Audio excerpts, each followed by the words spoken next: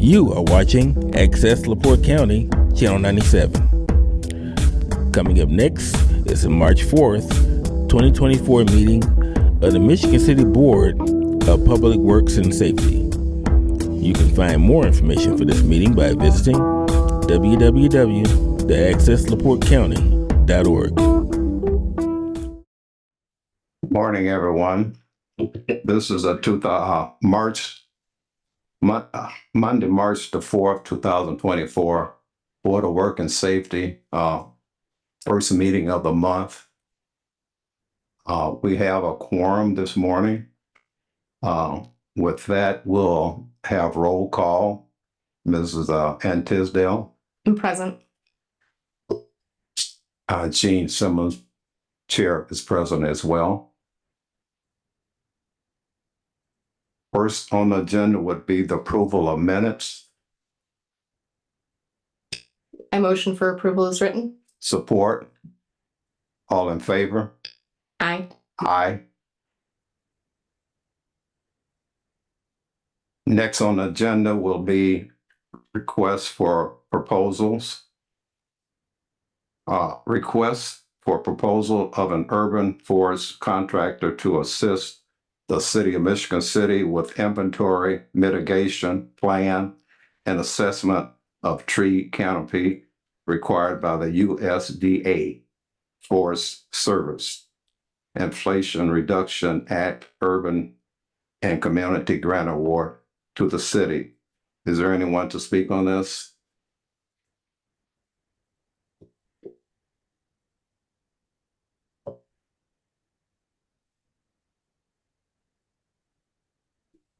Good morning, Morning. Mike Wolf, City Forester. And yes, I would just like to ask the board to approve the request for the proposal. This is the first step in our process to get a tree inventory for the city and to start the grant process. Okay. Are there any public comments on this? Yes, Tommy Kolovic, 1316 Ohio Street. A lot of these street trees that went in there, they're out of compliance with section 102.38 and 10.39 of the Michigan City Municipal Code. No trees are to be planted no more than 35 feet from a corner, and the small trees are not to be planted 4 feet from the curb. The medium-sized trees 5 feet from the curb, and the large trees 6 feet from the curb. Everyone on my 1300 block and 14, I'm going to ask for all of them to be removed because they fall out of that. When they're planted too close, they grow out and they interfere with our on-street parking. The tree roots grow into our sewer laterals. There's just a myriad of other problems that these trees are causing. And I'm going to get on the next meeting to get those trees removed. Another thing is that no trees can be planted 10 feet from a fire hydrant. I'm going to start going on my walks to make sure there are no trees are out of that either. Thank you. Thank you. Hi, Brian Gross, 830 West 6th Street. Something else to mention on that, interfering with streets. I see a lot of that. I also see a lot of interfering with sidewalks. You have shrubbery and trees that are just over the sidewalk. You can't pass on the sidewalk. You have to bypass them somehow. You know, homeowners and property owners need to trim their trees back so that the sidewalk is clear. Thank you. Good morning, everyone. Rodney McCormick, 617 Union Street. If this is going to help get rid of the trees that keep falling all over our city, especially on Carrick Road and Martin Luther King Drive, I'm all for it. I hope it's not allowing people to plant more and more trees that when my kids become 40, 50 years old, now they have to deal with the problem. We have, I think trees are a good thing, but we have a lot of trees that are disease infested and they need to be removed.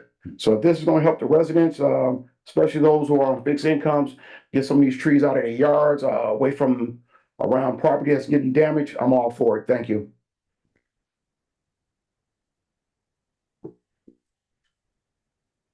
I'd like to speak on both of those issues. The tree inventory covers the city. It's And it will, part of the tree inventory is to find, locate by GPS and give an assessment of every tree in the city. Part of that then will be to mitigate a lot of the issues, because the tree inventory will show us where we have dead, dying, or diseased trees, problem trees. It's just the beginning of the process. Okay. Glad to have you on board, and we do have a lot of work to do as far as the trees go.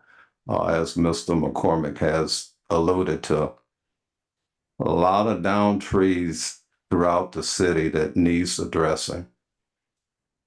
Are there any more comments from the public? Board comments?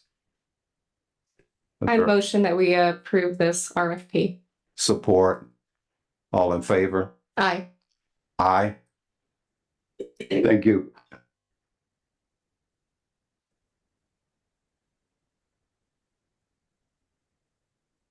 Next on the agenda is a personnel issue. Chief Marty Corley. Oh, excuse me. I jumped over an item. Contract agreement of professional services between Clark Environmental Mosquito Management, Inc. and the city of Michigan and the city of Michigan City for mosquito abatement, control, and management in the city for 2024. I believe this is an annual contractual agreement. Yes, Mr. President. Someone to speak on this?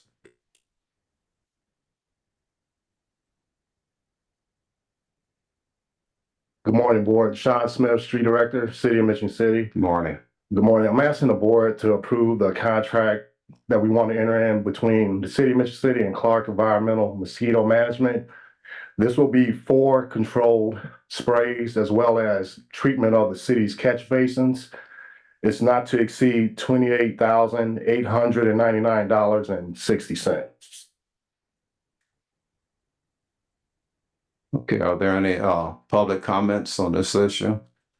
Or contract, should I say?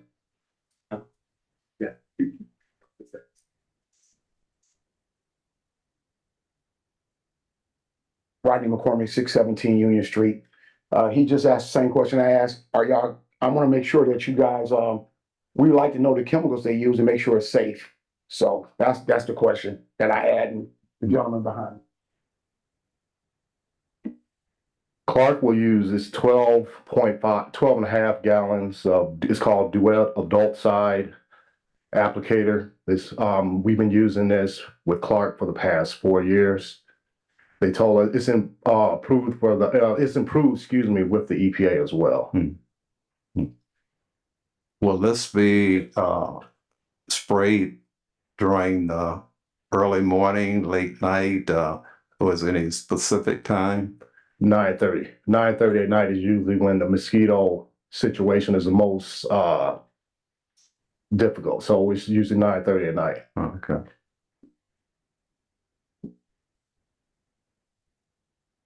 Scott Mellon, 200 Kenwood Place. Good morning, everyone. Morning. My question about this is, how does this EPA-approved insecticide affect pollinators? And will we be treating the catch basins separately? Many cities treat the basins where mosquitoes breed directly. Good question. My understanding, of course, Clark is not here. Clark treats the catch basin separately as one spray, usually 9:30, and then the next day they treat the catch basins. Okay.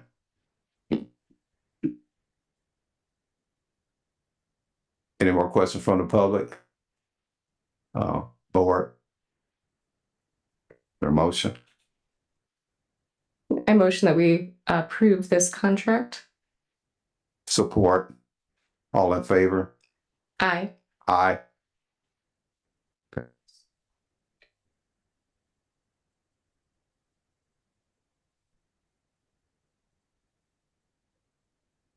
Next on the agenda is personnel issue. Chief Marty Corley from Michigan City Police Department is requesting extension of FMLA leave through March the 25th, 2024. Good morning. Morning.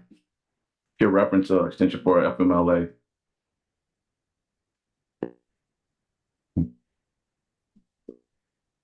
Tanisha George, Human Resources Director. This particular request, is an extension that was granted back in December of 2023.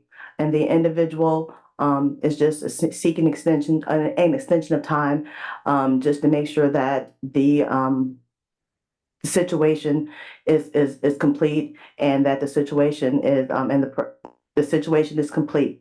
So they just asking for an additional extension of time. The original extension was on February 29th, so this will be exactly a 30-day extension. Okay. Okay. Any comments from the public on the board? I motion that we approve this extension of FMLA leave. Support. All in favor? Aye. Aye. Thank you, Board. Thank you. Next on the agenda is a request for 2 copy machines. Andrew Mechanic, Director of IT, is requesting to lease 2 copy machines, one for the mayor's office and one for the engineering's office. Morning. Good morning, Andrew Mechanic, Information Technology.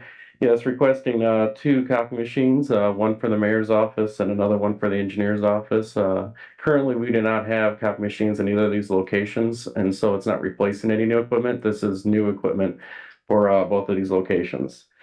Throughout the city, for the past decade or so, we've standardized on the brand of Konica Minolta for our copy machines, and we standardize because it makes sense for us to have one type of brand to support throughout the city. It allows for our technicians to become familiar with that brand, understand how to install them, and maintain them. And so attached today in front of you, I also included a letter here following Indiana Code 5-22-10-8 for single brand justification letter. And that's a justification letter that we have used in the past to go ahead and try to stick with the consistency throughout the city for one type of copy machine. I went ahead and requested 3 different quotes. I went to Konica Minolta's website and I requested 3 vendors that are in our area. Those vendors are Executive Color Systems Incorporated, JTF Gov, and Kemp's Office City. Executive Color Systems Incorporated did not submit a quote due to product availability. JTF Gov submitted a quote for $10,891.41 each per copy machine, and Kemp's Office City submitted a quote for $5,899 for each machine. I recommend that we use a 5-year fair market value lease for these machines instead of purchasing them outright, because after the 5-year term, typically the copy machines are wore out and are just so outdated that they're not really worth keeping. And it seems like about a 5-year lease term is works out very well for us to be able to refresh our equipment after that 5-year lease term has expired. We have so with that being said, I'd recommend that Kemp's Office City be the vendor of choice for the lease of both the mayor's office and engineers copy machines at $120 per month for 5 years. There are no public comments on this purchase? Board? No, I was just going to ask that you explain the benefits of leasing versus outright purchasing, but you already did that, so thank you very much. I would motion that we approve a contract with Kemp's for these leasings of the machines. Support. All in favor? Aye. Aye. Thank you. Sure.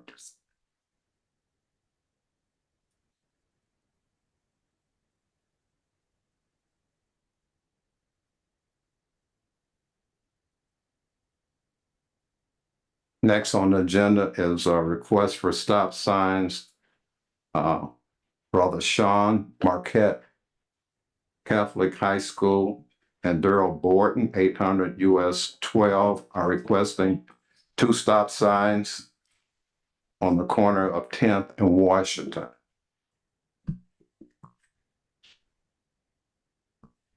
Yeah, Daryl Borton, 800 Highway 212 is the correct address. But back on February 15th, young lady ran the stop sign on West 10th Street, and we was heading south on Washington. And if we would have had a stop sign there, it would have avoided the accident because we'd have been able to stop. Now, it's been brought to my attention there should be a runabout there. No, there should not be a runabout there. Before the South Shore train project, there was a 4-way stop there. On Franklin Street, you have a 3-way stop at Franklin and 10th. At Wabash, you have a 4-way stop. All I'm asking the board is to please, before someone gets killed or injured badly, please put a 3-way stop there. A 4-way stop there, I'm sorry. Good morning. Good morning. My brother Sean, Holy Cross brother, assigned to St. Stanislaus Parish and Marquette. I've requested this before. The last time I was requesting it, I didn't make the meeting because I didn't know the meeting was taking place, but that's here and there. I've done some, I'm going to say my homework. And if you go down Washington, there's a stop sign and even a stoplight on 8th Street, except on 10th Street. And I think it's very important. I'm a bus driver for Marquette, and it's very difficult. You're worrying about your students, and you got to look up at the 11th Street, and then you got to look at 9th Street, and you got to look forward. And when the double track was taking place, they did put the stop signs. Now that it's over, they've removed them. I'm asking, please put them back for safety reasons. Please. Okay, are there any public comments? Yes, Tommy Kolovic, 1316 Ohio Street. I'm sure you got my email from the, it was from the March 18th, 2019 Board of Works meeting. I sent you the agenda item, the minutes and the video of that. Well, about 13 years ago when Dr. Carla Iacona was the superintendent of the Michigan City area schools, she had to cut a number of programs out, from the schools. One of those was driver's education. We need to bring driver's education back, probably offer it through the A.K. Smith Center. I know Darryl mentioned the roundabout. They got roundabouts in the city of Carmel all over. They're cost prohibitive. We know that. We really can't put a roundabout. We don't have the money like they do down there. The other thing, my only suggestion would be more feasible, just put a cloud storage camera there. We can monitor the accidents as well as the motorist and pedestrian behavior, especially such as a close proximity to Marquette Catholic High School. Thank you. Thank you. Tim Werner, city engineer. We haven't had a chance to look at how the traffic has changed with the recent reopening of all the crossings for the South Shore double track. But the reason there's no stop sign at 10th Street, especially for the northbound movement, is once the traffic, a platoon that stopped for the train heading northbound at 11th Street, when a train comes, the gates go up, traffic advances to the north. If there's a stop sign there, if we have more than 8 or 9 cars that are stopping at that light, they're over the tracks waiting for a train that possibly could be going the other direction. So they purposely weren't put there back after the improvement because of a possibility of backup. As far as 10th and Franklin, that's a signalized intersection now, which is interconnected with the railroad crossing. So when the railroad opens up the gates at Franklin Street, the lights turn green on 10th Street as well to allow traffic to continue north. So those are the issues that are going to be happening there. So right now, since we really haven't seen how all the intersections are operating with Pine Street closing and that, Washington's going to have more traffic, we know. So we'll take a look at it, and some of the ideas mentioned here are things that we're going to be looking at with cameras and traffic counts and that to see where we're at and possibly be able to put those stop signs up at 10th Street if there's not a lot of platoon traffic that might back up on the second track once another train goes eastbound that a westbound isn't coming at the same time. And we're not sure of the schedule we have with South Shore. I haven't looked at that. So there's a lot of things to look at yet. we'll figure this out in the next few months, see how things are operating once the summer traffic comes and everything, and we'll take a look at if this really warrants a stop sign at 10th Street. But right now, it's a safety issue for trains not hitting cars stuck on the tracks coming in the other direction. I was of the same opinion for traffic going north. I was out there and yeah, that could create an issue. Right. So thank you. Sure. What about just putting one on southbound traffic then? Make it a three-way stop then? And with that, an issue, people might not know that the traffic is stopping. You wanna come up to the mic down?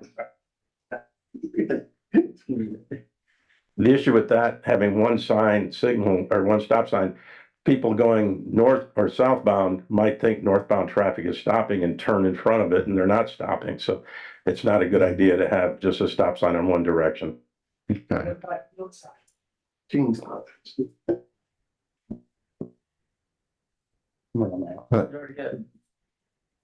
Mr. Board, take the mic if you're going to speak. What about a yield sign then? Name and address. Daryl Borton, 800 Highway 212. What about a yield sign? Okay. All of that will be taken under advisement. Thank you. Rodney McCormick, 617 Union Street. Studies always are done. All traffic accidents are reported to the Mission City Police Department. I don't know why they don't have the traffic commander here. He would give you a report. They can just push it in the computer, tell you how many accidents happened in that area. I think the last time me and Tommy was here, I think it was very low in a 10-year period. I think it was 1 or 2 accidents. I agree. We all have accidents, mistakes happen. There's 2 sides to every story. I hate when we use the life or death threat of something might happen to somebody. That's not the way we do this. I think you guys do a good job. Well, the last board did a great job with bringing in the traffic commander, and they did a study. Just don't give something up for, we get tired of the signs as well. The sign litter is too much. So please just do a study, table it and study it. And if it needs it, do it. If don't, let's move on. Thank you. Brother Sean, 109 Ann Street, St. Stanislaus. My question would be, how come on the other streets have them? Don't they have cars? Cars go down a Wabash, there was a stop sign there. Franklin, the main drag, that has a stoplight. Why is the 10th exempt? So duly noted, Father. Let me say this, between the city engineer and the police department who's here, we're requesting that analysis be done of 10th and Washington Street. And please get back with us by next meeting. Can we do this by the next meeting? Yeah. Okay. You can make a motion to that effect and then put it on your pending list. Sir? Scott Malatoni, Kevin Place. I have a different take on this. There are too many stop signs on Washington Street. Washington Street is the main thoroughfare. And aside from 10th Street, which the city engineer identified why there's good reason not to be a stop sign, every other intersection recently in the last number of years was added stop signs or signals. We have a stoplight at 11th, we have a stoplight at 8th, and we have 4-way stops at 4th, 5th, 6th, 7th, and a 2-way stop at 10th. Stop signs don't make us safer. The accident the fellow citizen reported, somebody ran a stop sign. Unnecessary rules and signs erode public safety, in my opinion. When people feel things are unnecessary, they start to ignore them. How many people make an actual complete legal stop? Gene, what is a legal stop? Do you have to be completely still for 2 or 3 seconds? I don't know the exact time, but you're supposed to stop. Stop means stop. Right. Yeah. And at least 95% of people don't make a legal stop. In a reasonable amount of time. So I feel, and how did we exist for 150 years without a stop sign at that location? When I was, growing up, I was told to be careful of cars. So pedestrians already have the right of way. An extra stop sign won't make us safer. It'll only create frustration. It also creates pollution as people brake, accelerate, etc. There's wear and tear. It's inefficient. It's unnecessary. it won't prevent anything. If anything, it erodes public safety. I'd make a motion, if I could, that we do a study to see if we can remove some of the stop signs in our main thoroughfares at the north end that we added. We need to flow people. We can flow all the way from 94 to 11th Street in short order. There's not enough space for roundabouts. It's too tight. It's not just a money issue. There's not enough space. Why do we choke down traffic? We're trying to flow people to the park, to our Golden Triangle. And they can get almost all the way there, and then they have to stop every 200 feet. These aren't even full city blocks. These are short blocks there. You know, in the city of Chicago, a mile is 800. On their grid, it's 800. From 1,200 to 2,000 is a mile going on their grid. So a full city block is 100 there. But you have streets that are on the half and on the quarter and on the third. These are short blocks. Having to stop every 200 feet going up Washington, which is a main thoroughfare, is inefficient. When people leave the park after the 4th of July or an event, they cross 12th Street and have to stop at 4th. And then they have to stop at 5th. There's no flow. These are main thoroughfares in a city. I believe Pine and Washington Beach should study to see if these signs can be removed to facilitate the flow of traffic. Thank you. All right, thank you. Are there any more comments? Yes, if I may. I'm just wondering why they had it during that double track project. They put a stop sign then, and now it's not. I can't seem to understand what the difference is. Probably because of the construction that was going on. I don't know. I would think so. But again, we will have city engineer and the Michigan City Police Department do analysis of this intersection and get back with us next meeting. Any comments from the board? Yes, not to be unsympathetic with Mr. Borden's situation, but we had our traffic control officer here earlier this year when we had this item on the agenda, and he informed us that there was not enough accidents in that area to warrant a stop sign. And I also agree with the fact that there are so many stop signs on Washington and Pine. At what point do we just install a stop sign at every intersection, a four-way stop at every intersection in Michigan City? So I make a motion that we table this out of respect to both of your situations, revert it to traffic control and the city engineer, and come back in 2 weeks with an assessment. Support. All in favor? Aye. Aye.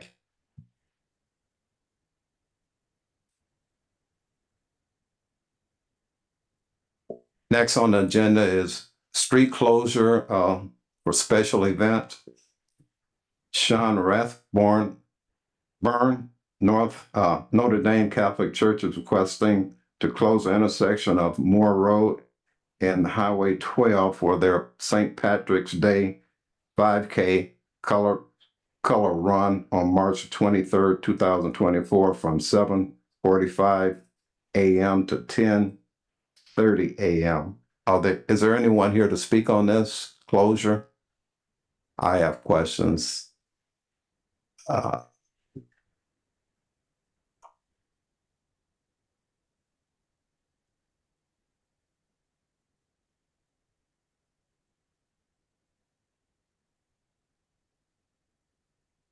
Tim Warner, city engineer.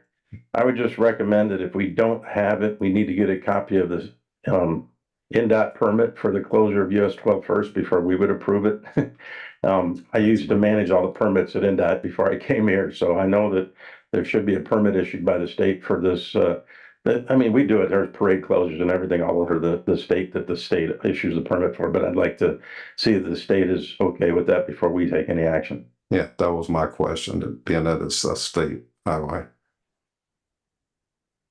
So,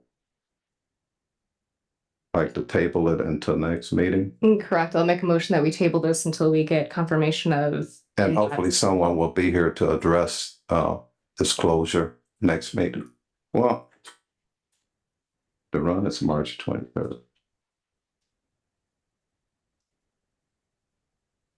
18. Okay. Support. All in favor? Aye. Aye.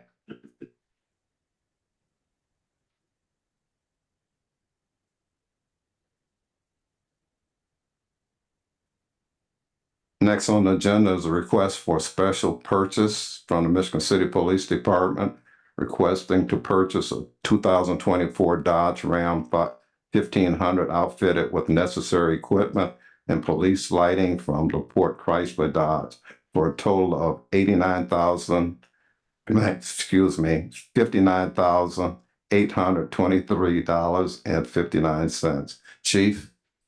Steve Porker, Assistant Chief of Police, Michigan City Police Department. Again, just requesting a special purchase regarding the 2024 Dodge Ram to be equipped with obviously necessary policing equipment. We did reach out to 3 vendors, LaPorte Chrysler, David Taylor of Michigan City, and Castle Chrysler of Chesterton. We did only receive one bid or quote back from LaPorte Chrysler offering a substantial discount from the market price. Again, the discount to include to the amount of $10,394.43. So again, just requesting a special purchase on this item for our warrants division. Okay. Mr. President, just for the record as well, we have an amended warranty because there is a warranty on it. There's a manufacturer warranty. So I just received that. So just so you know, so it does come with a warranty. Okay. Are there any public comments on this purchase?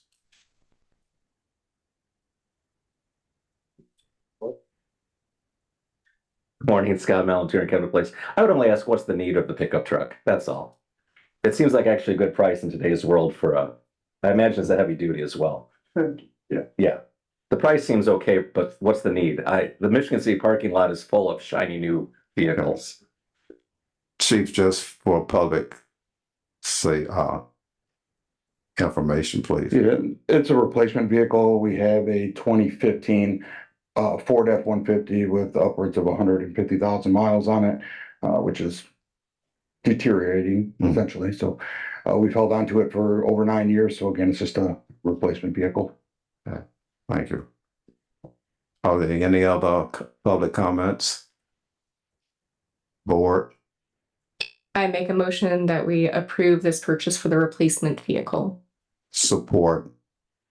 All in favor? Aye. Aye.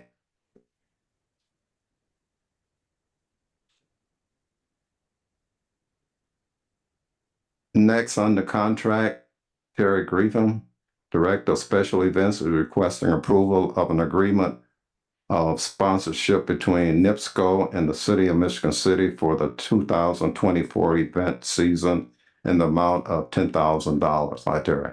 Good morning, Terry Greetham, Michigan City Special Events. This is just a continuation of our partnership with NIPSCO for the last 2 years. They've been very good partners, Michigan City Special Events, and this is for a gold level sponsorship of $10,000. Any comments from the public? Board? I motion that we approve this contract. Support. All in favor? Aye. Aye. Thank you. Next is contract negotiation. William McPherson, Senior Union Representative of Amalgamated Transit Union Local 517 is requesting to start negotiations for a contract agreement and wage increase for 2025. Is there anyone from the union to speak on this? Mr. President, per our union contract, what they need to do is just give us notice that they want to start negotiations. That's what they essentially have done. I've reached out to the union to try to schedule times to start that negotiation. So as soon as I hear back from them about a respective date and times, I will notify the board and we'll set it up accordingly. Okay, and We have to take it. we'll take, No, it's just an FYI. then we'll, wait to hear on this again, the next meeting. I don't know if it'll be the next meeting, but I'll let you know. Okay, And then we'll have to schedule another meeting on it. okay.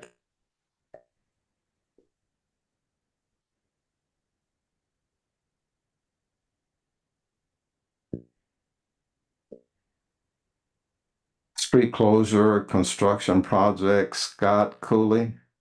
Oh, excuse me. Another one. Oh, yeah. Contract agreement of professional service between Indiana Landmarks and the Michigan City to promote certain historic activities within the city of 2024. Is there anyone to speak on this?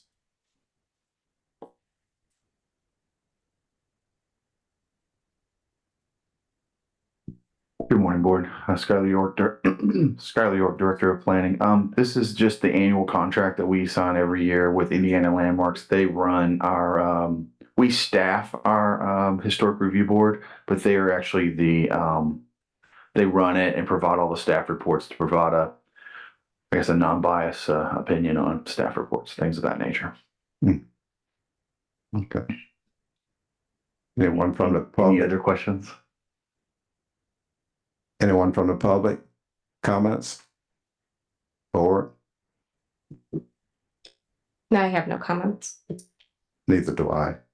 All right, I motion for approval of our annual contract. Support. All in favor? Aye. Aye.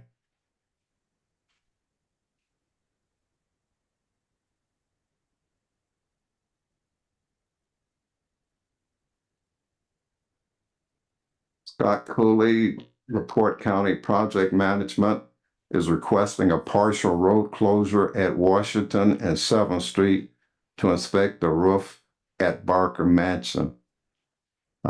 Note, this was approved by the mayor prior to March 4th, 2024 Board of Works meeting.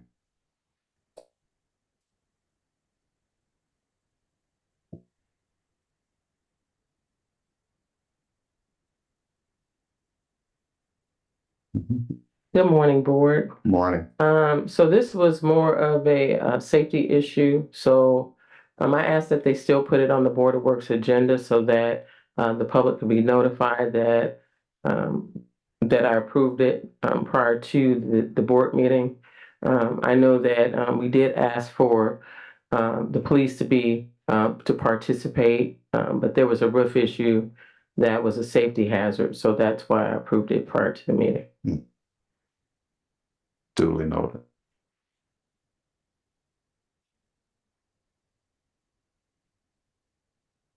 And say, please note that it was just a partial road closure, not a complete road closure as well. Right.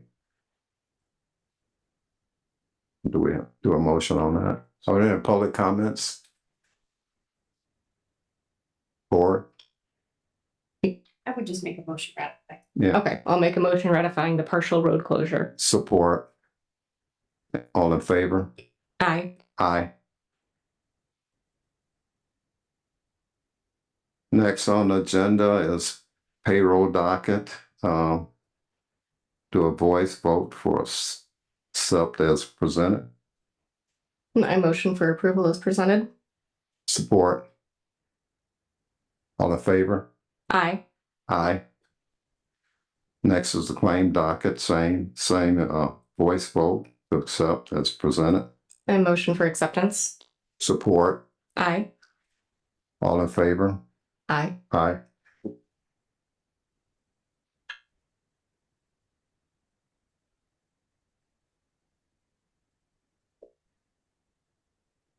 Okay, next on the agenda is an update from special events, Terry Grantham. Is that Wait?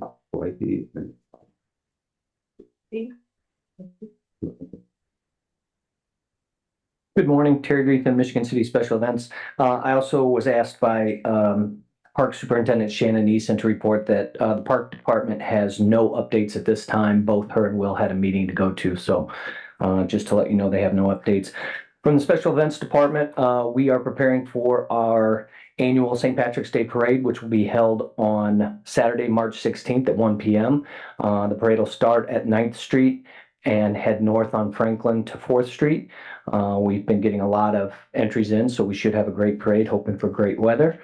We're also preparing for our 2004 Michigan City Easter egg hunt. That will be held Saturday, March 30th at noon in Fetters Alley. We are currently accepting donations of candy or golden ticket prizes. Those items can be dropped off here at City Hall in the Special Events Department, or they could be dropped off at our partner for this event, the Michigan City Police Department. And last but not least, as you heard earlier, we are heavy in sponsorship season right now. We have a number of sponsorship proposals and contracts out, so hopefully in the next couple meetings, we'll have some more good news about sponsorships coming in. Great. Happy to entertain any questions. None from the chair. Public comments? Board? Great. Thanks.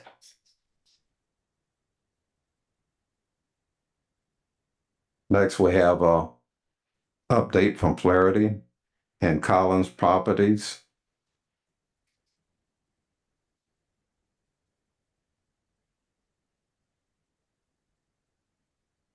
Sorry, Dave Albers got called out of town this morning. That's typically who would be up here. He texted me early this morning and said that the update is that today they will start excavating for pouring of foundations. That starts today.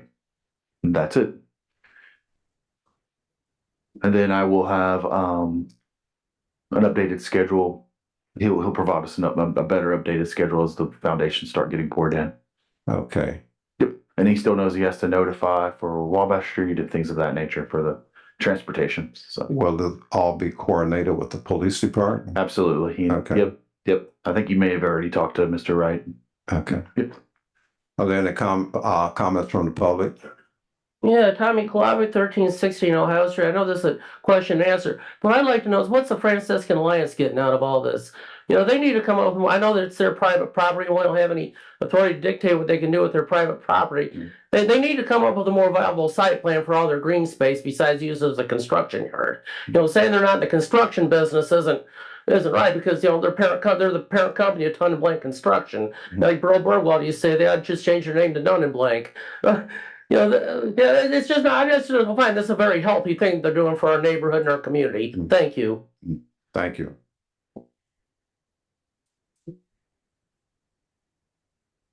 Scott Mellon, 200 Kenwood Place. I'd like to thank Franciscan for offering their yard as a storage spot for these giant concrete slabs that are coming in for the parking garage. I think that's a great thing they're helping with.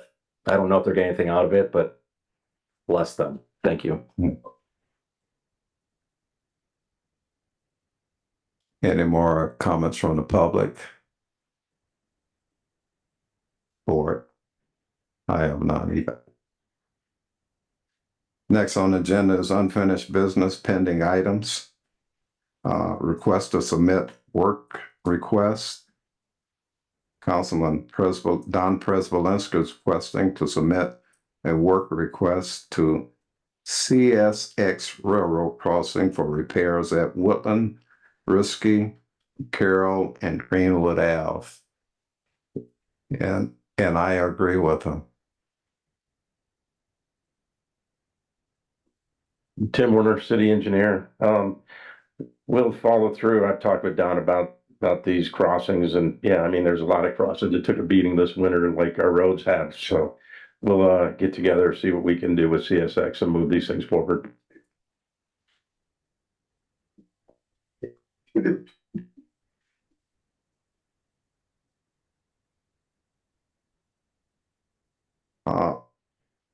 Next was a resolution determining funding for certain outstanding purchase orders from 2023 should be encumbered and authorizing the city controller to encumber such funds. This is carryover from last meeting.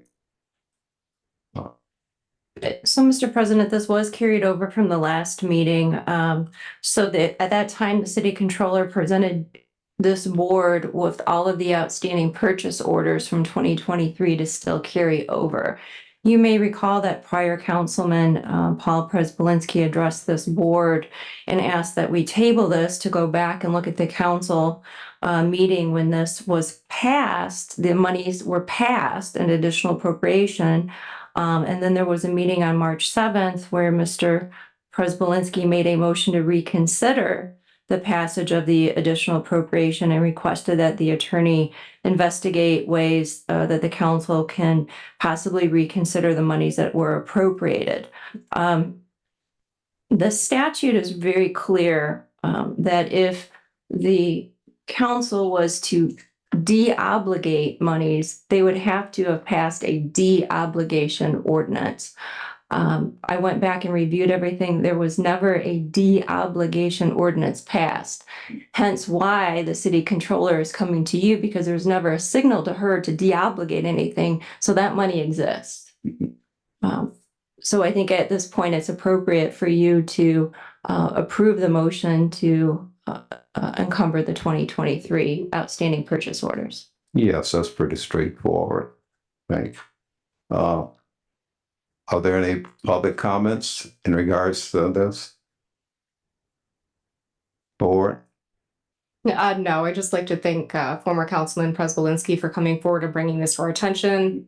After that, we did get those meeting minutes. I went forward and reviewed other meeting minutes. And again, there was just a motion to investigate other options, but no motion to deobligate funding existed. So I make a motion that we approve these encumbrances. Support. In favor? Aye. Aye.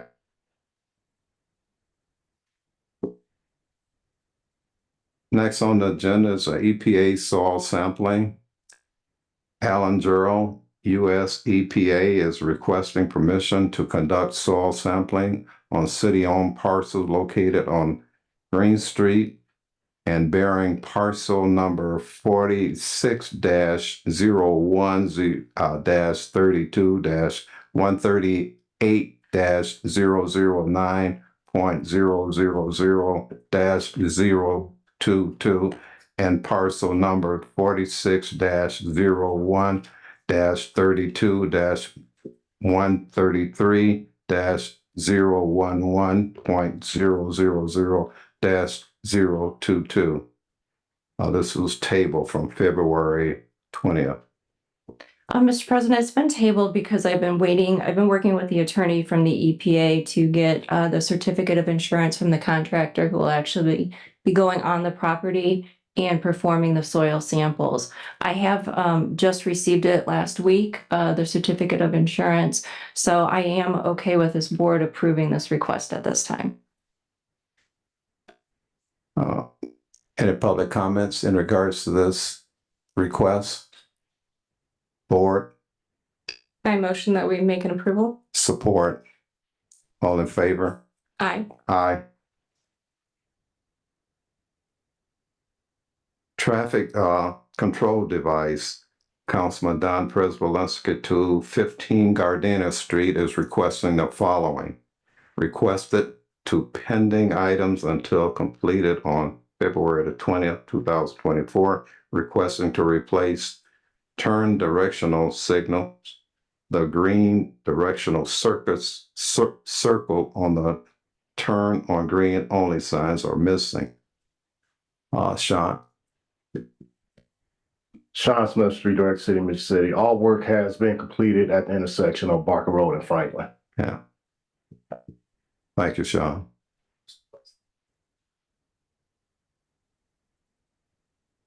Any comments from the public? Board? No comment. Thank you for getting that work done. And I make a motion that we remove this item from the agenda. Support. All in favor? Aye. Aye. request for filming. Kelsey Bonner, Bull LLC, 220 Homer Street is requesting to utilize city property to shoot their film bulls and to use a city of Michigan City as the location of their story. This was tabled from on February the 20th, 2024. Is there anyone here to expound on this, please? Good morning. My name is Dan Meyer, 220 East Homer Street, the writer and director of Bulls. Born and raised in Michigan City, and very excited to be able to bring this project to my hometown and showcase the city that we have. We're looking to shoot some, not only shoot the movie here, but set it here in Michigan City. And I believe we sent a map of some of the street closures that we would ask for, and the times and the dates and locations, and some of the other the closures holding pedestrian traffic while we shoot a couple of scenes. The movie takes place in the Uptown Arts District. From there out to the beach, we have some parks. We got our permission to use the Parks Department. We just got that last week. And so we're asking for some help with street closure to shoot the film. What does base camp consist of? Base camp is where when we go and shoot, that's where we'll be set up. So when you see this, it says 515 Franklin. So we have the Horizon Bank letting us use their parking lot, or part of their parking lot for our base camp. So that's where we'll just set up and have our cars set and tents for us to go and have lunch and stuff like that. Now, is this encompassing the street, part of the streets? The base camp? Yes. No. That's where we're using Horizon Bank, and we're using other parking lots that have been given to us, permission. I have the letter from Horizon Bank. Okay. Saying that we can use their spot. Okay, and I see where you have no security. Have you coordinated with the police department at all? We have not. Yes, I would think it would be appropriate for you to do that. Okay. Just so I'm clear, the requested road closures, it looks like there's three dates, am I correct? So we have April 18th. April 18th. You're requesting the closure of 9th from Franklin to Washington? Correct. From 7 p.m. to 12 a.m.? Correct. Okay. And then the second would be on April 23rd, requesting the closure of, is that Franklin Street? Correct. From 500 to 700 block? Those 2 blocks, yes. From 5 p.m. to 5 a.m. And then the other one would be Saturday, April 20th, requesting the closure. No, that's a non-closure. Oh, we would just be shooting there. Those are shorter scenes. The scene that takes place over the night, the 12-hour, is we have we shoot all our sort of outdoor walking and talking scenes. Most of them are at night. We have one during the day. We're bringing in a special camera operator to get all those shots we want to make those scenes all look as beautiful as possible for the city. So we sort of need a contained environment to do that. And so that's that. But those are longer walking and talking scenes. And then for on the 20th, those are shorter scenes that we would just ask to stop pedestrian traffic while we're shooting. But no sidewalk closures then? No. Okay, so there's only 2 street closures? There's 2 street closures, yeah. Okay, thank you. Yes, that's why I was encouraging you to check with the police department, and is it going to be a street closure? I don't know, fire department, emergency vehicles have to have access in emergencies. Sure.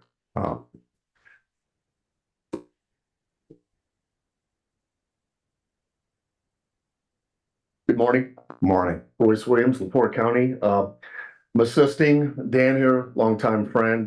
When he said he was going to bring a production like this here to our own city, I thought that was pretty phenomenal because they usually take this to other states with bigger tax breaks and bigger budgets. So this is a great thing for Michigan City to really spotlight us.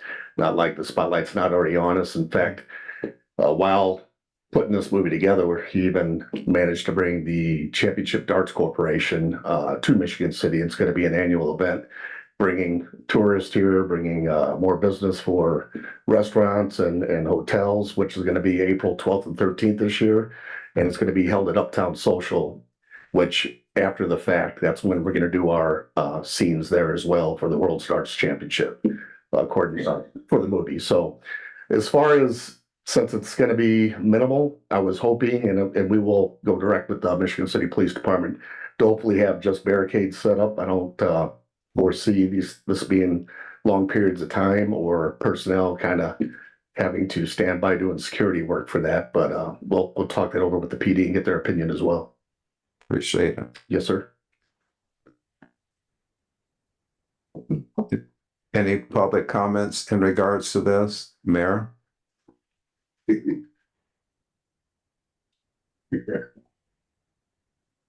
morning. And I did have a meeting last week and we discussed it. One of the things that I did ask about the overnight was to make sure that we spoke to the businesses that are in those blocks. I think Fluid Coffee Shop, we're in that area, just to make sure that they're aware. I know they close at a certain time, and then I think Vita Del Lago is closed on that particular day.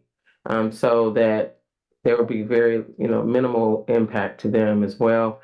The only thing that we didn't discuss, and I was having this conversation with the engineer, is we're not out of the woods for snow events.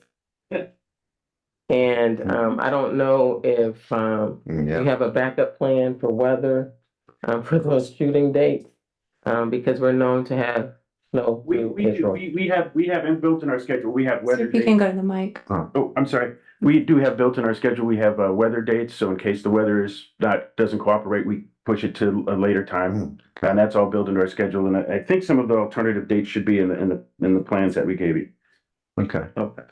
Thank you. Good. Looking forward to it. Public comments?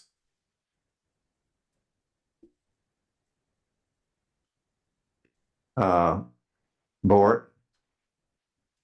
I would just really reiterate the fact that we need to speak with local businesses about how this is going to impact their business, especially on, I know there was one, I think Saturday date on there, or maybe it was a Friday. That's not a closure. The closure is only on the Tuesday, and I really went to sort of great pains to look at the location, figure out what was there, try so as to minimize any impact on anything, and that's why we do it at night. So anything that is pretty much closed by the time we would start shooting. Okay.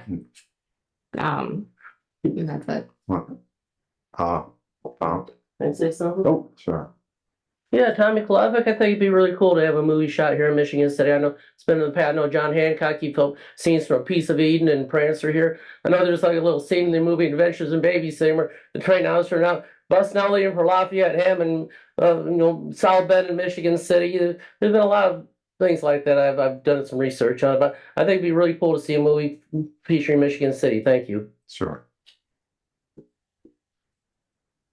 Scott Malventura, Kenwood Place. Simple question. This doesn't sound like a major motion picture production. No. Approximately how many vehicles and, how big a disruption are you talking? How many people, how many vehicles? Yeah. I think that would give us a better idea of what kind of disruption this actually isn't. Yeah, we have it's a very small budget independent film. A crew, everything together is about 20 people. 20. Yeah. Hey, thank you. Any additional comments from the public? Board? I would just make a motion that we table this one more time until we speak with the police department and the fire department. But otherwise, I don't foresee any issues, at least from my aspect. Okay. Chief, have you had the opportunity to look at this yet?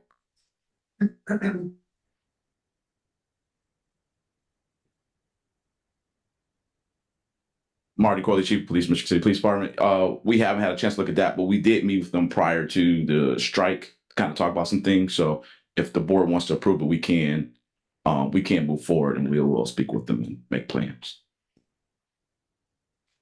Okay with you.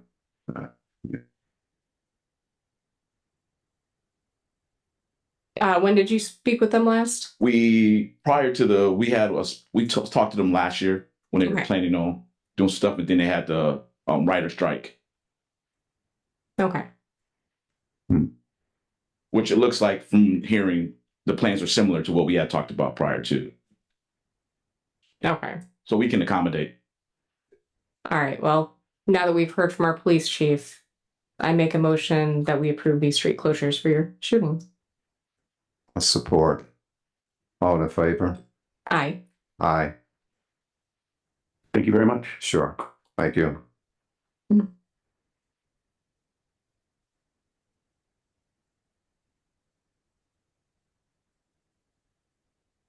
Now we'll hear public comments. Oh, no. Oh, sorry. Oh, go ahead, Mayor. Okay. Yeah, this is Tommy Kalavic from 1316 Ohio. Oh, there's somebody, I'm sorry. I'll go. Let the person on Zoom go first. What? Someone saying, Mark, go ahead. Mark, please go ahead.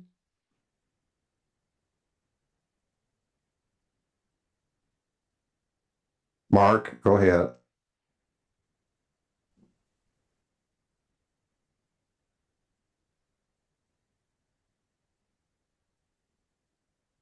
Mr. Sedan, please go ahead.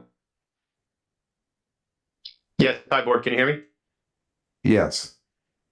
Okay, I'm sorry about, so I'm actually on for the Notre Dame 5K.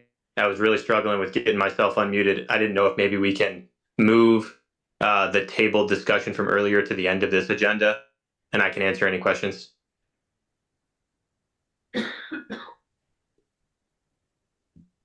The question involved whether you had obtained a permit from NDOT.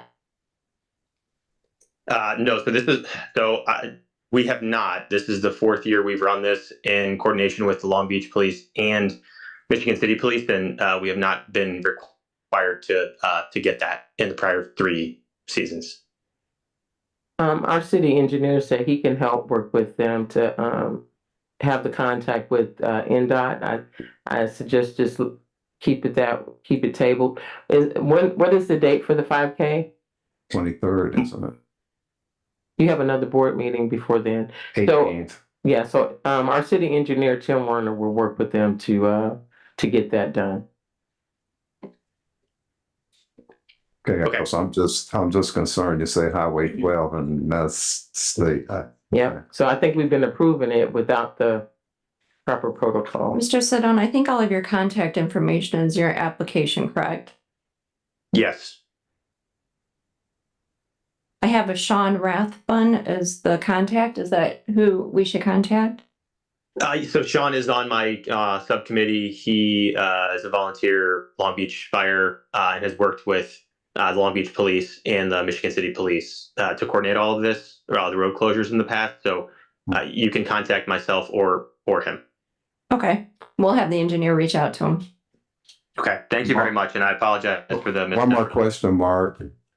Yes. Will they be running on 212? I mean, 12? No, the race would start off going north on Moore Road from Notre Dame's campus. Okay. Yeah, so we're just trying to limit the traffic on Moore Road. Okay, thank you.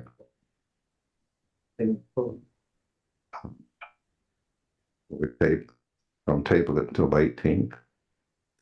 It still is tabled. It is tabled. Okay.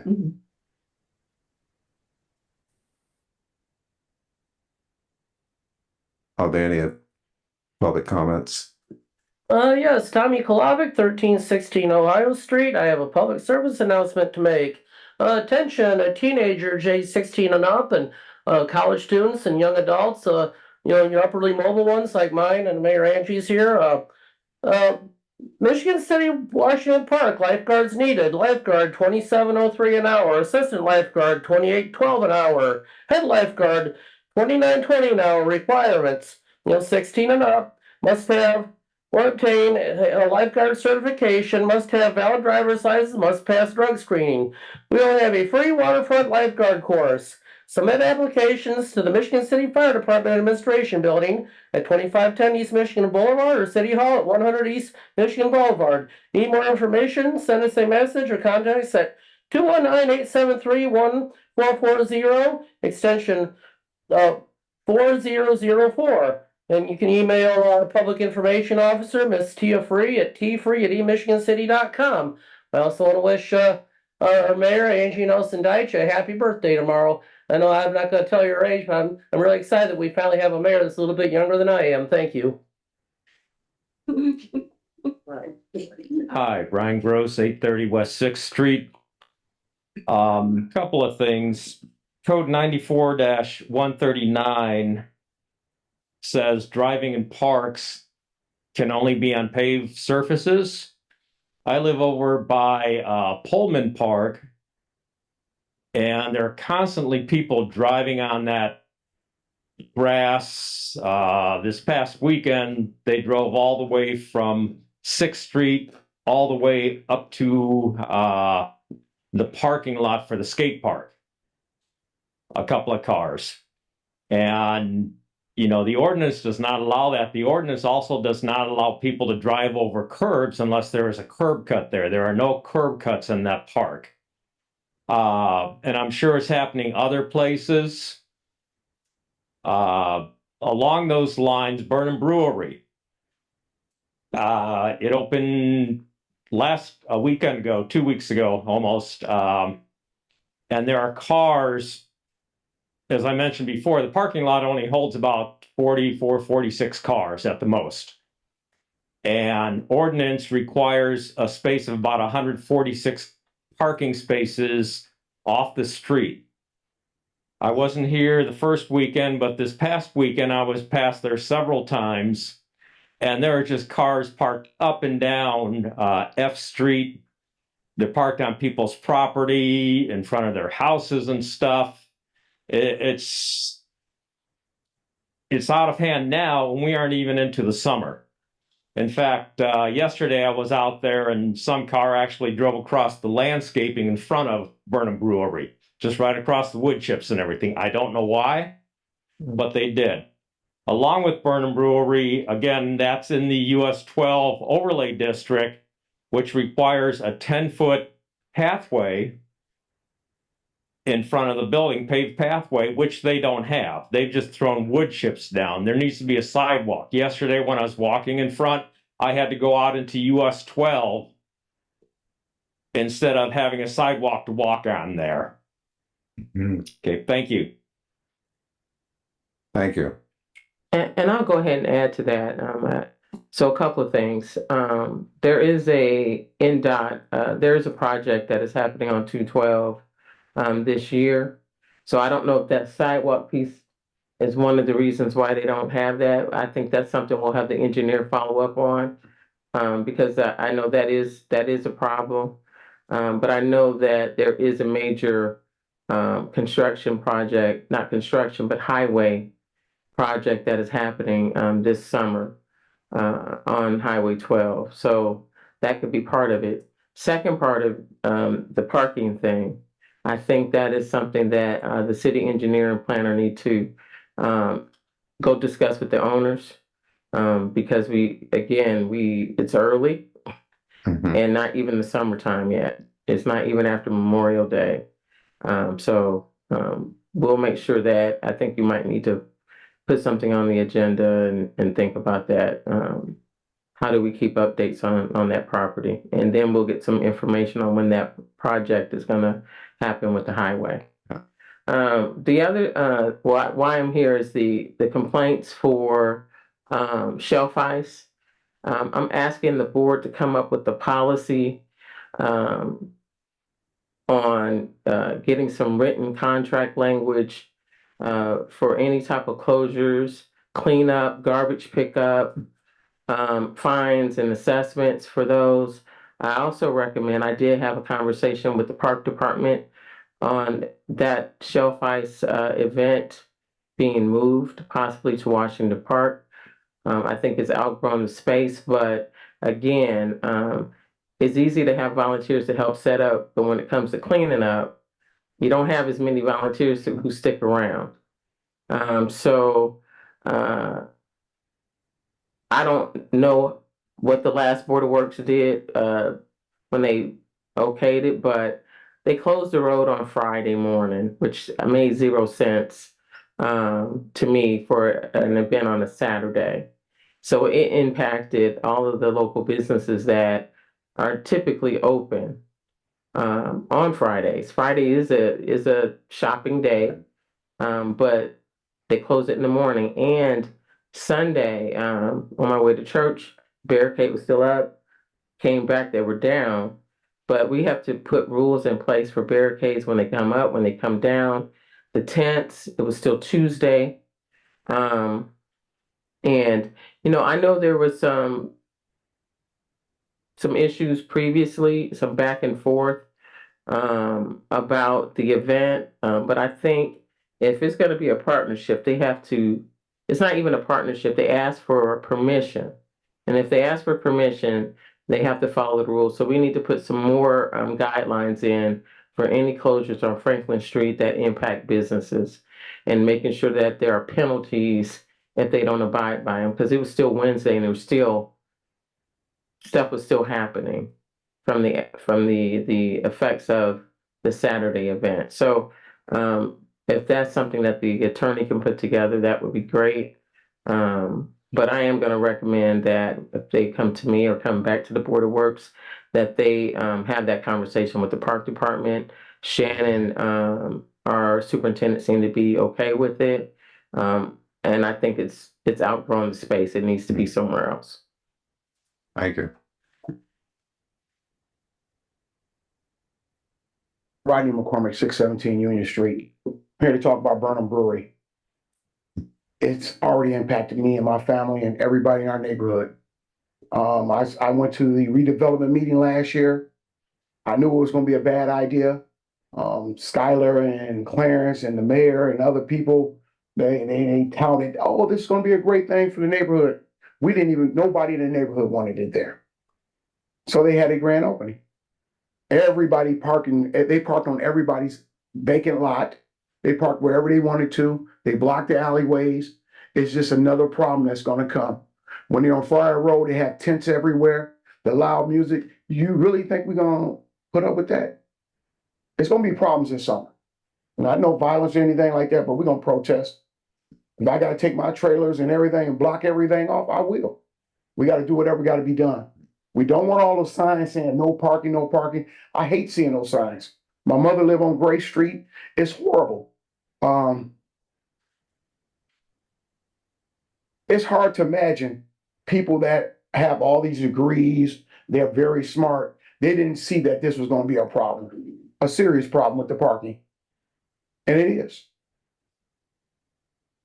I remember growing up and going to the BMW and going to clubs in our neighborhood that we used to go to, the regular clubs, nightclubs we go to. The first thing the police did, and the city declared us as a nuisance, and they started putting no parking signs up everywhere.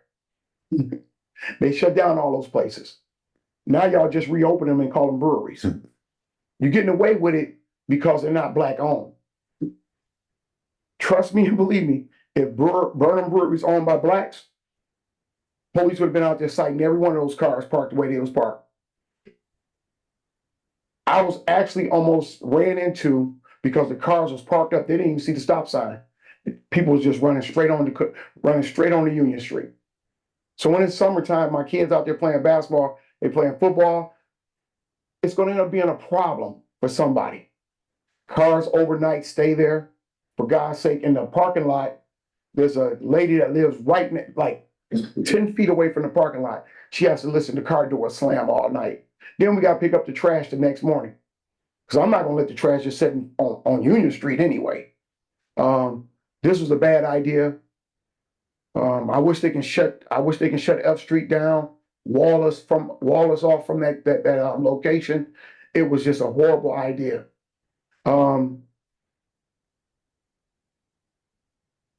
They need to cite these people for coming in here. I mean, we go to Chicago, they charge us $35 to park for an event. I mean, maybe we can start charging them for parking. But the way they're doing it and parking on people's property, infringing on our rights and on our domain, that has to stop right away. It was police officers that was out there. I will post all the pictures I have on my Facebook page later on. But it was shameful to see the event, the way it took place, and nobody did nothing about it. Public safety should be your job. Public safety, not my complaining, because of course I always complain, but the kids and the residents, we deserve better. Y'all need to get a handle of this right now. And it just didn't start with you guys, so I don't hold no ill will towards you guys or blame you, but the last Board of Works, the mayor, the redevelopment, they knew this was gonna be a problem. If they ever went out to one of their functions on Friar Road, they would see how they like to party. Now you're into a resident. Now you're into our residential neighborhood. Go back to Friar Road. Let them take their building, help them pick it up, put it on Friar Road.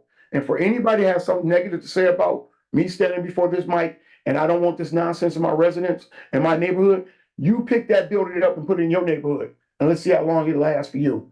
Thank you. Thank you.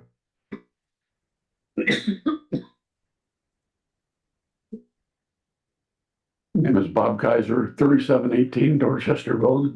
Good morning. Excuse me. I'm here about the 8th Street sidewalk between Franklin and Pine. On the south side there, I see it's on your pending items of list for next month. You're going to review it then, or be added to your list of repairs, or what? That's my question. I was here in November reporting that sidewalk needed to be repaired. Okay. We have a new city engineer. I'm sure he'll take a peek at it. Okay.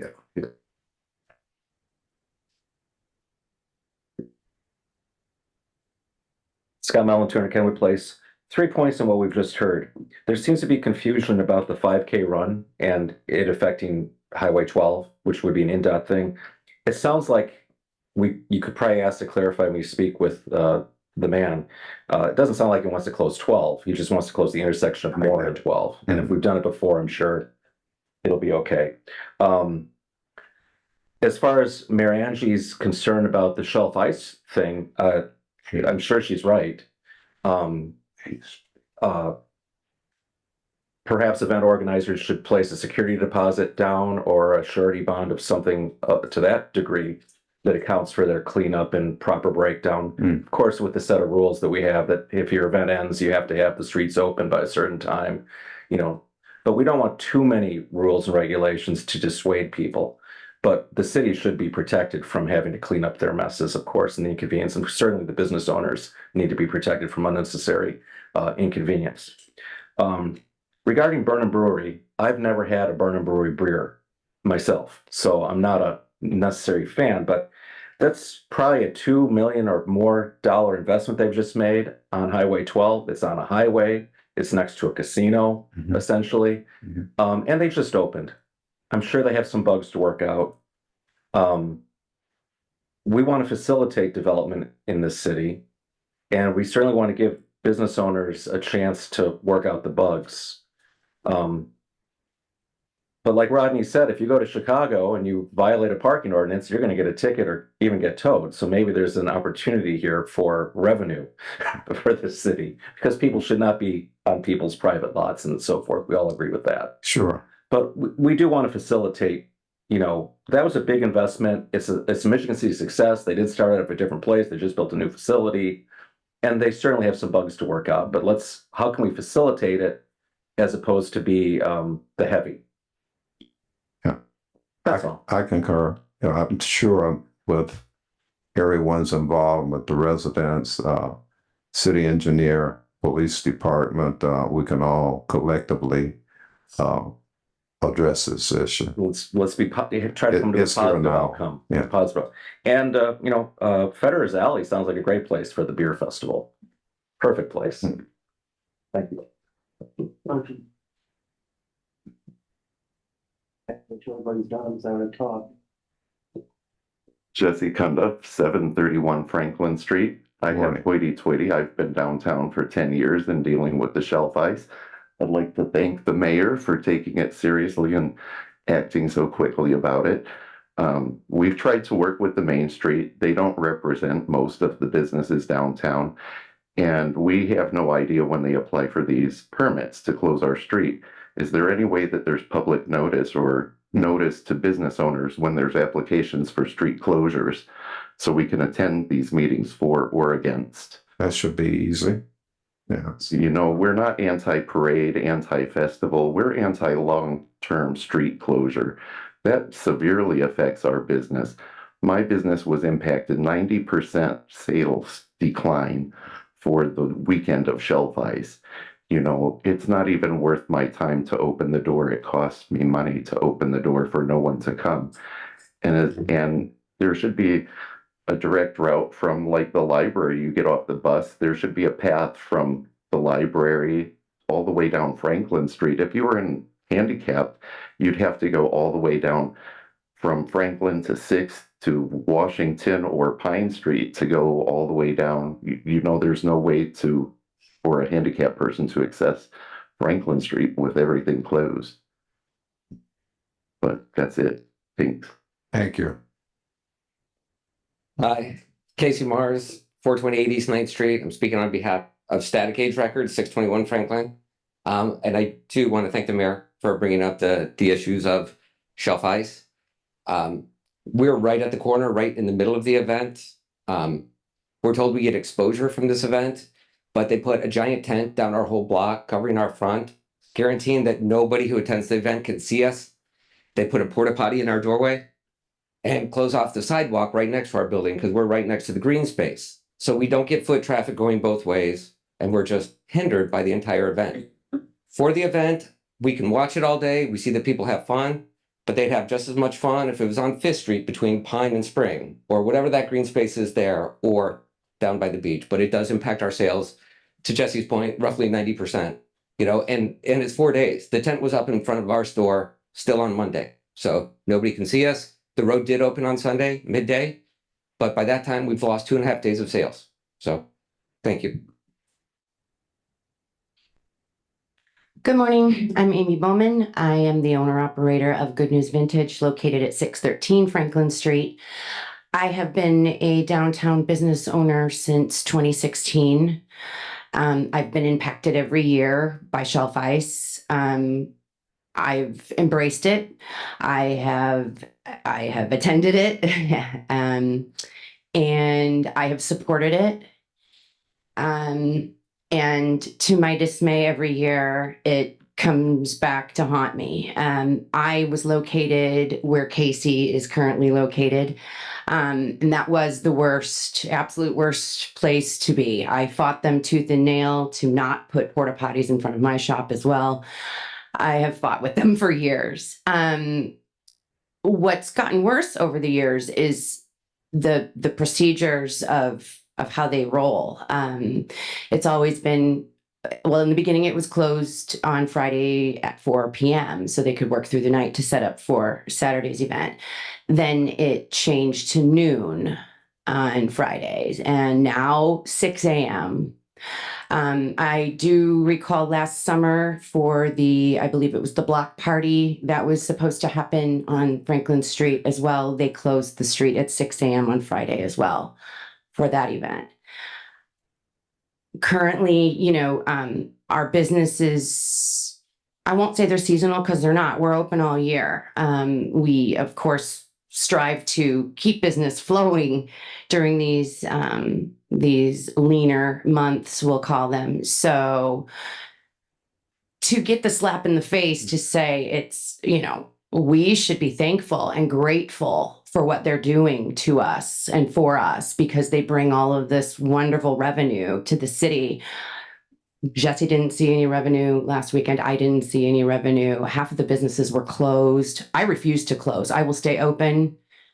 You know, we deal with people wanting to come and use our bathrooms. We deal with people wanting to get warm. We just, you know, we deal, and that's fine. But this time it went too far. way too far.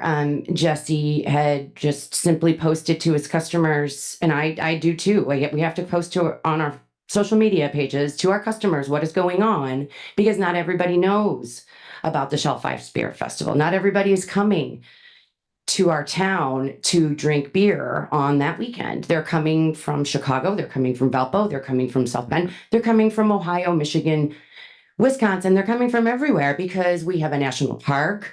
We have a really cool, eclectic little town that a lot of people vibe with. And they cut us off from that. We're not included. We're not asked to sponsor in any way. We're not asked to give business cards or information to give out to those folks that are coming to Michigan City to the Beer Fest.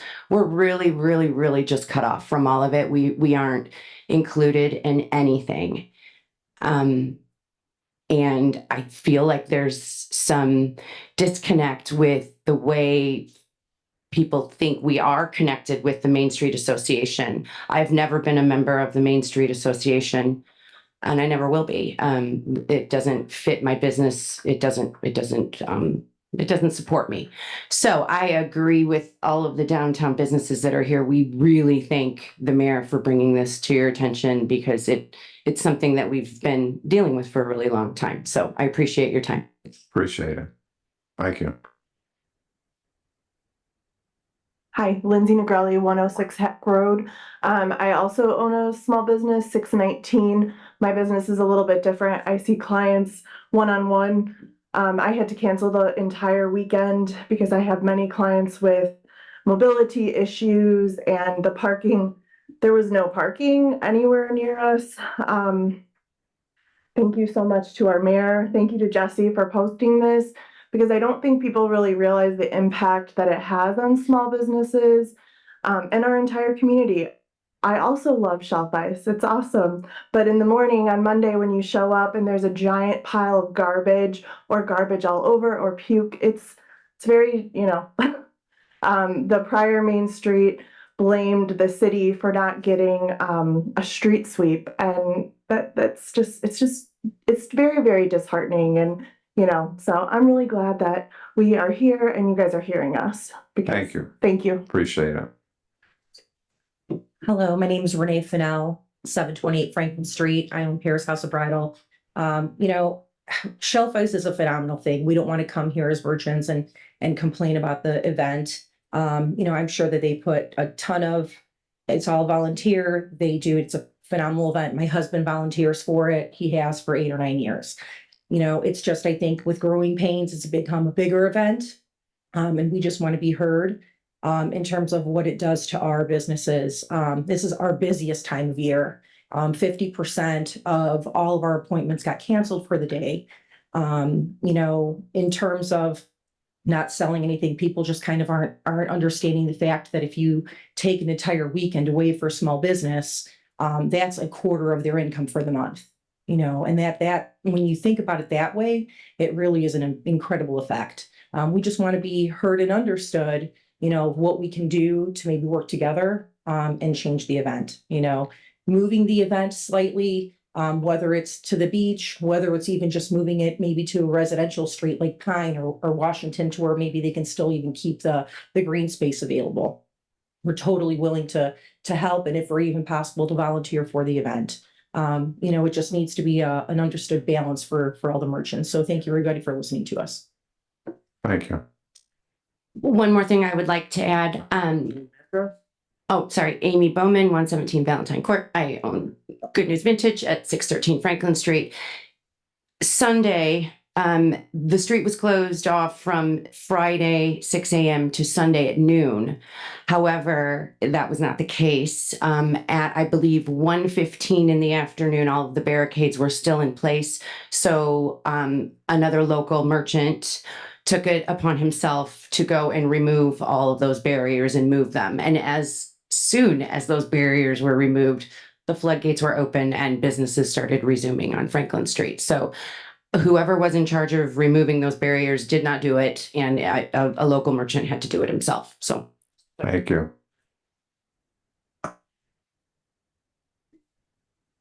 Hi, I'm Mike Vinson, 6 Devonshire Court. I was previously on the Board of Works, and I guess I'm part of the problem because I approved this shelf ice a couple times.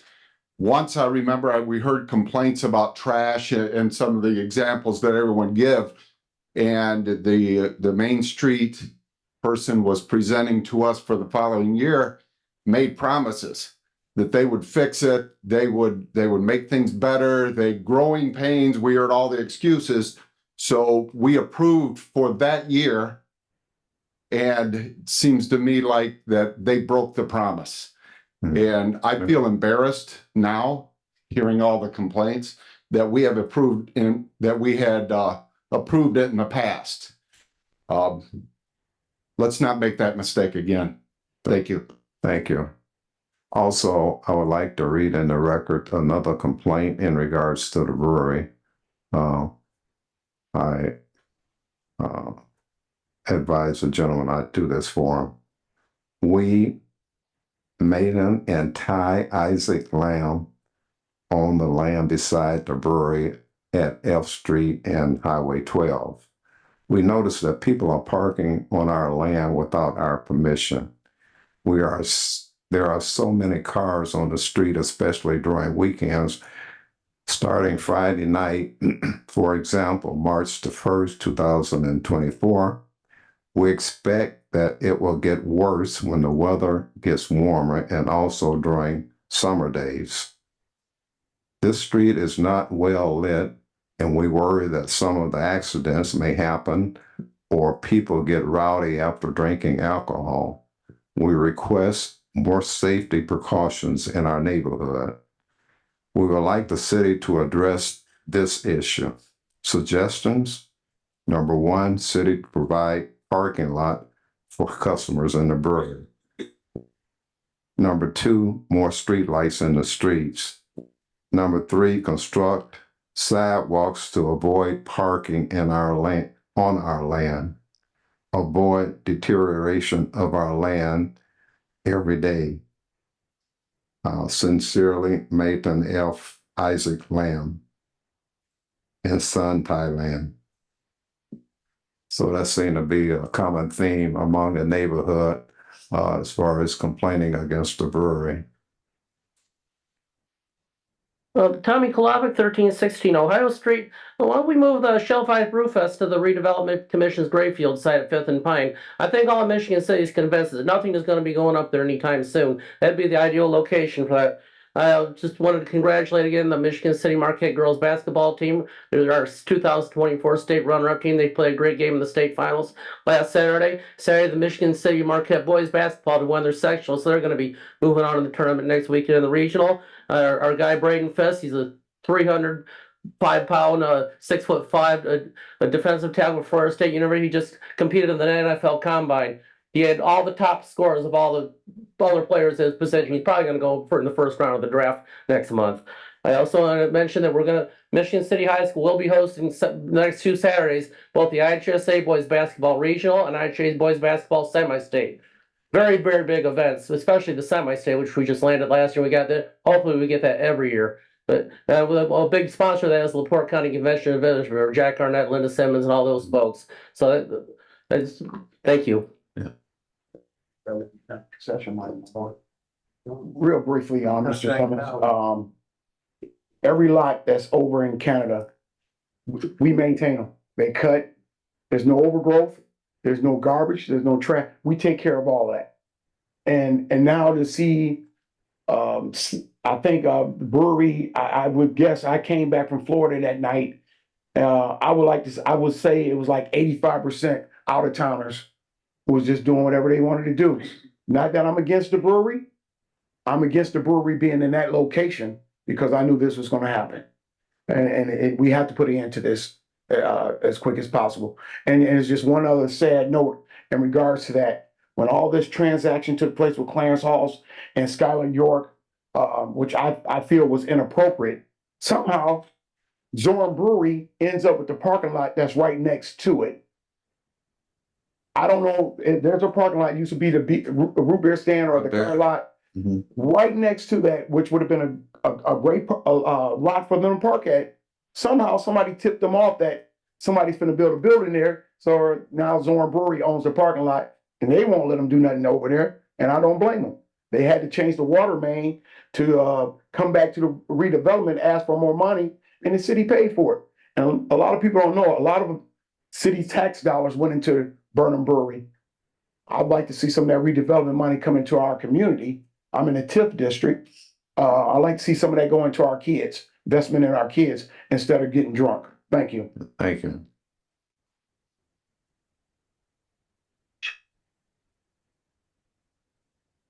With that, we'd like to entertain a motion for adjournment. Oh, I have a board comment. Did you have another comment, Mr. McCormick? No. Oh, sorry. In regards to Burnham Brewery, I live over on Friar Road, so I understand exactly the kind of parties that they throw. Also in that regards, it sounds like there's statutes in place that have been brought up that they should have had to follow. I'm sure that Burnham got permission to do everything that they'd done and they were approved to be opened. So I agree the city does need to look at ways to work with them and figure something out, because if they don't own that parking lot next to it, we're over here. I drive by their building all the time. There's constantly cars parked in that parking lot. I've seen them all up and down the streets. And again, I know the type of business and the support they have in the community. I'm super excited that one of our local businesses has grown out of their location and that they're willing to invest back into our city. That's huge. That's what we want. That's what we want all of our businesses to do. But we also have to do that responsibly and look at our residents as well. Additionally, I'd like to thank the merchants of Franklin Street for coming forth about their issues with the Shelf Brew Fest. I met with a few of them, and it needs to be pointed out that they are not anti-event in Michigan City. They are anti-closing our businesses down for 3 days, 3 weekend days. One of them in their slowest months, another one in their busiest months, and you can see how that's impacted all of their relationships. It's really distressing that the businesses who are supposed to be helped and who are supposed to be benefiting from this event have shown up and shared with us exactly how much it's hurting their business. In that aspect, it does seem like the Brewfest has outgrown its current location and probably does need to look at relocating to another event where everybody can coexist. And it sounds like all of these merchants will be down there supporting it when it's time. I concur.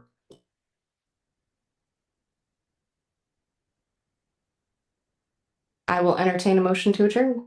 Support. All in favor? Aye. Aye. I'm burnt out. So somebody.